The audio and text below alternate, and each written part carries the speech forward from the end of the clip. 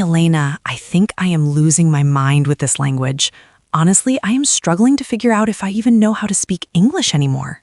Oh no, James. What happened? Did you have a rough morning?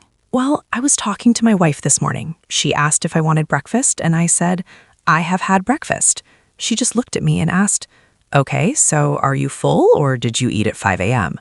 I thought I was being grammatically correct, but I just sounded like a robot from a movie. I feel you. It is such a common trap.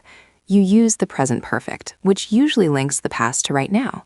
If you just wanted to say it happened and it is over, I had breakfast is much more natural. It's tricky because the verb have is a total powerhouse. It's like a chameleon. It changes its color depending on where you put it. Exactly. It is a powerhouse, but it feels more like a bossy manager. It's everywhere. I use it to say I own a car, then I use it to say I am eating, and then suddenly it's an auxiliary verb helping me mark time. It's exhausting to keep track of. It really is. But once you master it, you realize it's the engine of the sentence. It tells the listener not just what happened, but how that action relates to your life right now. It marks your experiences and the timing of your whole day. Even my husband, who is usually very organized, gets his timing mixed up when he's talking about his birdwatching trips. He'll say, I have seen a rare owl, when he actually meant he saw it last year. That makes me feel a bit better. I guess I'm not the only one who runs into these problems. But seriously, how do I stop sounding like a textbook? That is exactly what we are going to do today. We are going to catch up on all the different ways we use have and had so you can stop worrying about it. How about you, listener? Do you ever find yourself overthinking these small words? It's totally normal. It really is. So what is the plan for today, Elena? I need a map for this. First, we are going to look at the B1 basics, how we use have for possession and simple actions. Then we'll move into the B2 nuance, like the difference between I had and I have had. And finally, we'll look at some super common idioms that use these words. I love it. I need to pick up these tips before I talk to my neighbor again. Last time, I tried to explain my dog's schedule to him using have had, and he looked so confused. If you want to get used to hearing how real people actually talk, you should definitely subscribe to our show. It helps us keep the coffee flowing and the chats going. It really does. Let's dive in and start with the basics of this powerhouse verb. So, Alina, I used to think have was just for when I owned something. You know, like, I have a messy desk or I have a GOG. But lately, I'm noticing people use it for things that are not objects at all. It's everywhere. I hear people saying they are having a go or having a word. It's a bit confusing for me. It really is a shift in thinking, isn't it? In English, we use have as a light verb. It takes a noun and turns it into an action. It makes the sentence feel a bit more natural and less formal. Instead of saying, I will look at your car, which sounds a bit like a textbook, we say, I'll have a look. It sounds softer and more helpful. That makes sense. My neighbor actually asked me to have a look at his lawnmower yesterday. I have no idea how engines work, but I didn't want to back down from the challenge. I just stood there looking at it while my dog tried to eat the grass. Did you manage to figure out what was wrong with it? Or did you just stare at it until he went back inside? Honestly, I just had a go at pulling the starter cord a few times. Nothing happened. It felt like I was just performing fixing the mower rather than actually doing it. But saying, I'll have a go made me feel much more confident than saying, I will try to repair it. Exactly. Have a go implies that you are giving it an effort, but it's okay if you don't succeed. It's about the experience. I do this with my husband when he's working on his train models. He'll ask me to have a look at a tiny piece of paint he fixed, and I just nod. It's more about the interaction than the actual looking. I see. What about having a word? That sounds a bit more serious. My wife said she needed to have a word with me this morning about the laundry pile. I felt like I was in trouble. Oh, having a word is definitely a power move. It usually means someone wants to discuss a specific problem or give you some feedback.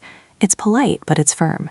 If my cat keeps knocking pens off my desk while I'm working, I have to have a word with him, even if he just ignores me and goes to sleep. I feel you. I had to go through that same thing with my dog last week. He kept hiding my socks under the sofa. I had to have a word with him about personal property. He just tilted his head and looked confused. How about you, listener? Do you ever find yourself having a word with your pets or maybe even your plants? It feels very British, doesn't it? It really does. It turns a simple conversation into a specific event. It's the same with having a chat. If I say, let's chat, it's quick.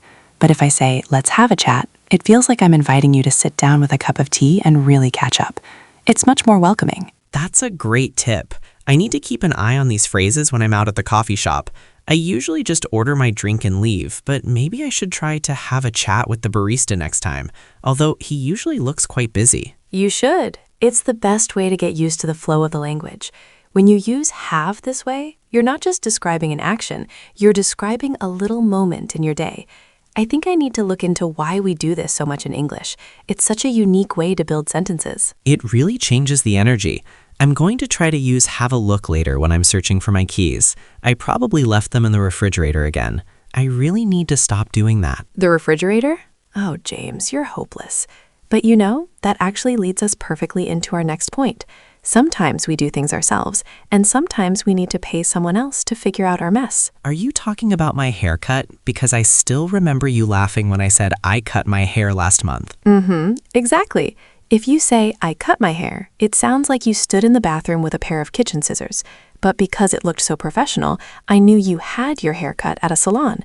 That little change, had, plus the object, plus the past participle, is what we call the causative. Right, the causative. It sounds very fancy, but it's basically just saying, I didn't do it, a professional did. I use this all the time when I talk about my house. I'd love to say I fixed the leak in the kitchen, but I actually had it fixed by a plumber. It's so important for B2 level English because it shows you understand who is responsible for the action.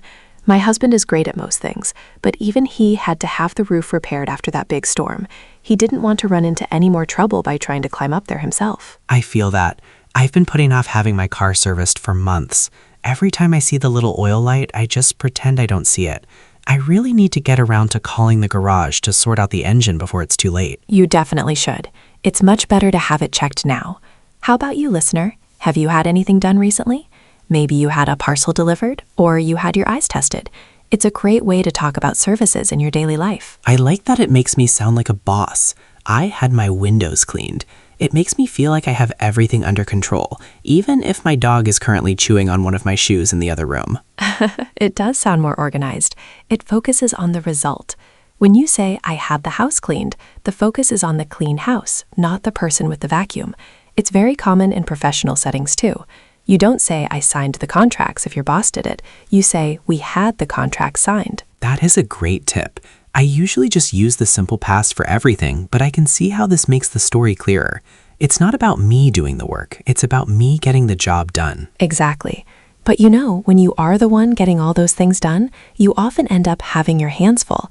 It is one of my favorite expressions because it is so visual. Oh, I know that feeling. That was me all of last Tuesday. My wife was at work and I was trying to cook dinner while my dog was barking at the mailman.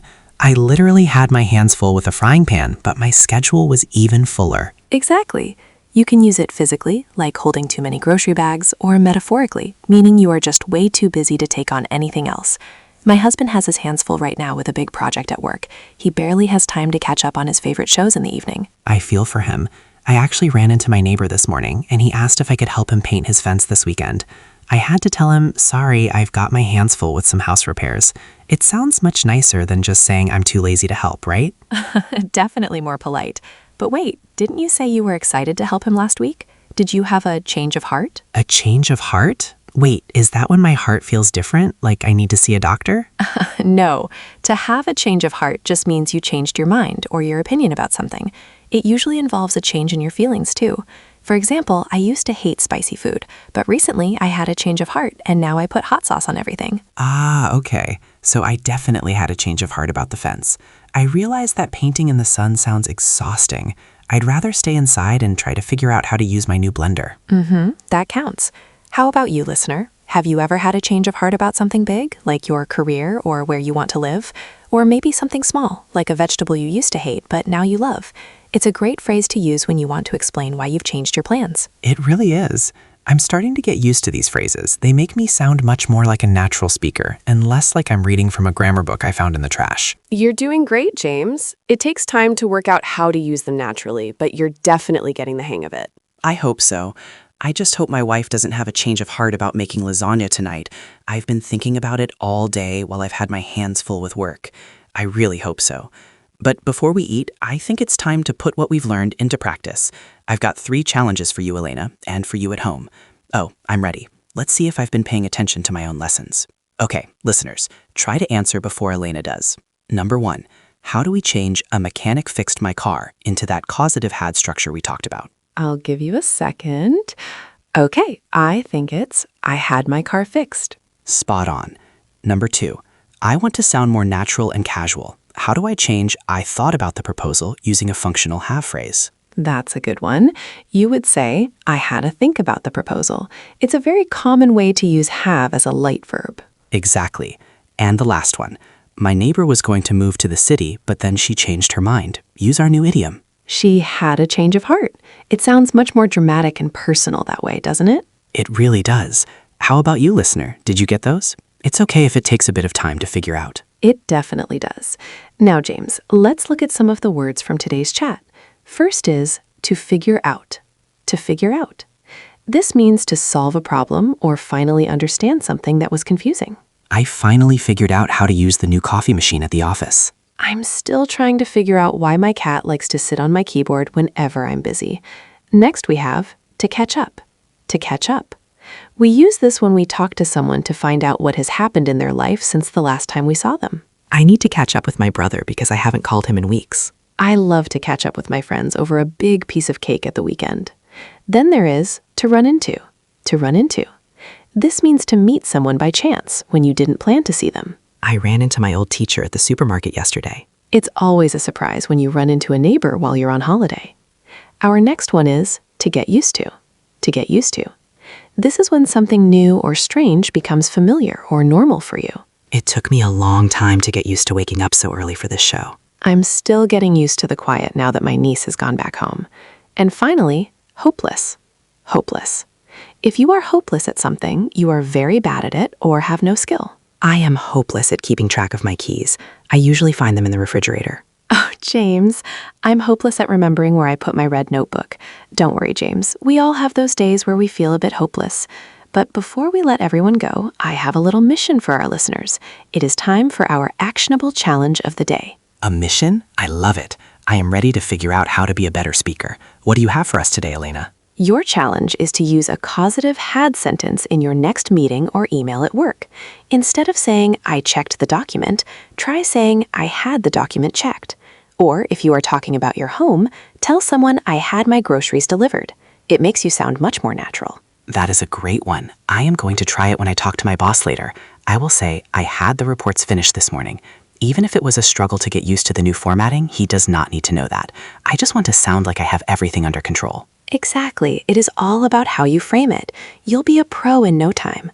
How about you, listener? Do you think you can use that in an email today? It is a small change, but it really helps you move from B1 to B2 level English. It really does. And hey, if you enjoyed this and want to catch up on all our previous lessons, please subscribe and leave us a review. It really helps us keep the show going and allows us to help more learners like you. We appreciate every single one of you. We really do. It is so much fun chatting with you all. I hope you have a productive day and don't run into too much trouble with your grammar. I will try my best. I have to go now, though. My wife just messaged me. My dog ran into the laundry basket, and now she has her hands full cleaning up the mess. I hope she doesn't have a change of heart about that lasagna she promised for dinner because of it. Good luck with that, James. See you next time, everyone. Bye, everyone. Keep practicing.